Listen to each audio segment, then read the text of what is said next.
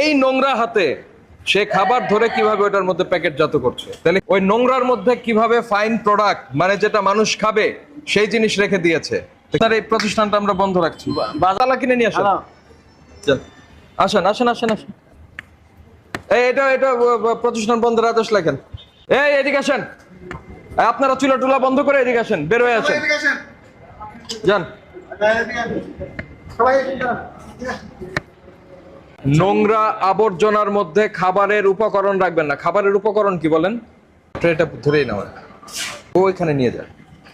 আসেন এদিকে আসেন, কাজ শেষ হয় নাই তো, এত তাড়াতাড়ি হাল ছেড়ে দিলে হবে?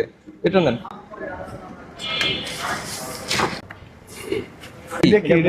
এটা কি?